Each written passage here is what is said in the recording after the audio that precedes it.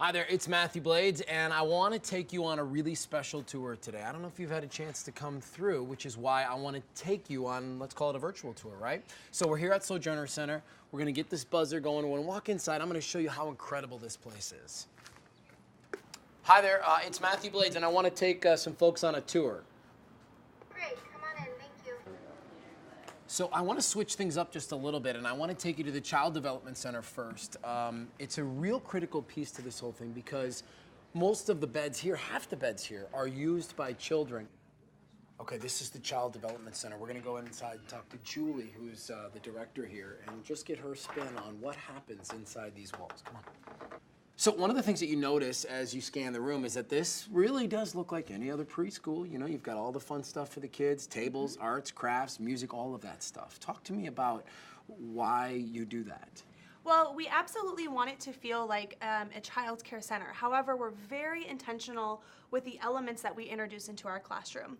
About a year ago, we introduced the Reggio Emilia approach to learning and that philosophy throughout our entire space. And a part of that philosophy is really looking at the environment as a third teacher in the classroom. So you'll notice throughout the space, we have very natural lighting, calming music, decluttered spaces, all different areas that's going to promote curiosity, safety, social interaction, all very important to children who have experienced trauma. We want them to feel safe in their space. We wanted to ensure that we chose an approach that was effective working with traumatized children, and we want them to know that this is their environment. This is their place to be a kid. This is their place to learn, to grow. So we really, really are very, very proud of our space here. Talk to me a little bit about your teachers and the staff that you've got here at Sojourner Center and some of the things that they're trying to do and pick up maybe where these kids left off, that kind of thing. Absolutely. Every child who comes into our center goes through an intake process. So during that process, we do a developmental screening, as well as looking at what are some of the needs of the family unit. Our teachers are qualified teachers. Many of them have degrees. And we are very particular with the teachers that we select to work with our children. We're different from other child care centers in regards to we have lower ratios. We do that by design, knowing that our children are going to show impacts of domestic violence and trauma, and we want to be able to do the one-on-one care that they need. We've had a lot of transformation in this past year. Talk to me about it. So we have actually gone from a quality first 2-star program to a 4-star program on a 5-star rating scale. So Now, a significant jump. It sounds exciting. What does it really mean? What it means is we've had a complete transformation of program. So not only have we enhanced our indoor learning environment, we've done the same outside. Everything that you see is basically brand new. Over this past year, we've had wonderful community partners come in, such as the Arizona Thunderbirds, First American Title, Big Brothers Big Sister. They've all been committed to enhancing this outdoor learning environment. So everything you see is from them. Well, when this room is complete, we're going to have a designated space just for our youth and teens on site. So having this space just for them will allow us to expand our tutoring program, allow them just to play activities that every teen wants to play, and then also just provide enriched activities for them. Translation, you know, a kid can come in here and be a kid, play video games, watch something on TV, jump on the computer, do some of that. The other cool part about this room, we'll have to take you over there, is there's a new kitchen. Yes. That's in development. Here, come with me. So this is the youth center kitchen, and like the other room, it's under construction right now, but when you guys get it done, what are you going to be doing in here? Well, this room is going to allow children the opportunities to learn the importance of making healthy snacks, and they're going to make them themselves. Isn't that cool? Because when they get done here, they need to be able to take care of themselves, you know, out there, right? Absolutely. So the skills that they learn in here, in partnership with our kitchen staff or other community partners, they'll be able to take with them, so when they go into their new home, they can help prepare healthy snacks. This girl is doing some pretty incredible things. Thank you for your time, Julie. Thank you. So now we're inside the clubhouse, and this is really where the sense of community, in my opinion, happens here at Sojourner Center. They've got the computer lab where they can come in and jump on the computer, but this is also where they come in and eat. That brings Lewis into the picture. Lewis is the director of their food services here, and it's your responsibility to make sure everybody has a good meal, yeah? Yes. Yeah. So you guys are focused on, you know, preparing really great meals, and one of the cool things that I've just learned is that you all are really starting to integrate different cultures into the foods that you're preparing, yeah? Yes. We have partnered with some great organizations like St. Mary's Food Bank and Fry's Food Store to help us supplement our U.S. food that we have in, so we can have a more diverse menu. Give me an example of that. Maybe a Jewish family comes in or something like that. Actually, it's the Jewish holiday right about now, and so we do have some foods that we're doing just for their holiday.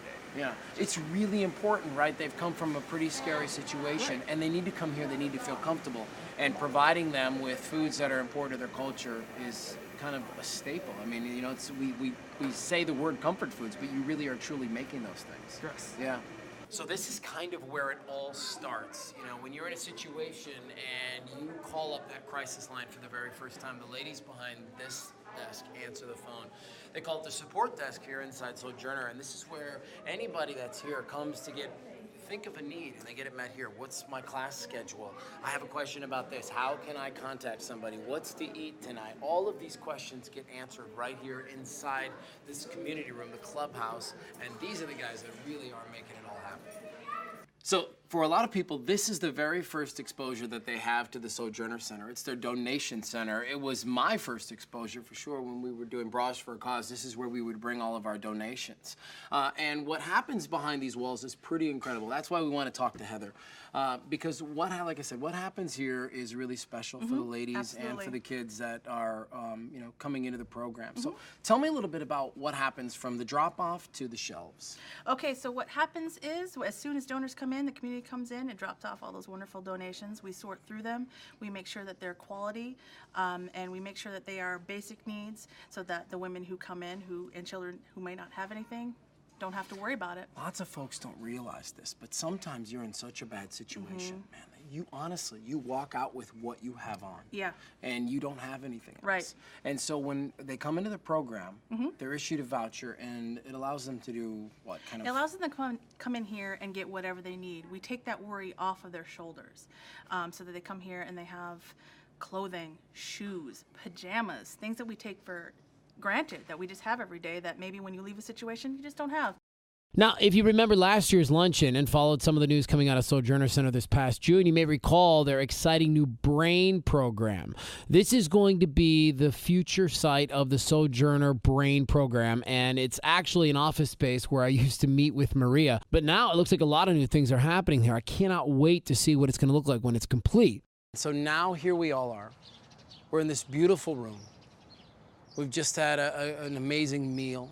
We're here with our friends, and we get to make a real clear choice.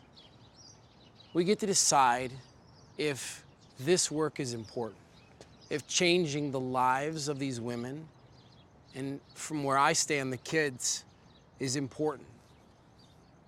To me, the answer is so clear. You've got kids that are gonna grow up, and they have to know something better. And you're the one that gets to make it happen. Thank you so much for watching. Please go to the sojournercenter.org website. Find out how you can contribute more. Maybe it's volunteering, maybe it's money. Whatever it is, know that you're changing lives. And that's really what's important.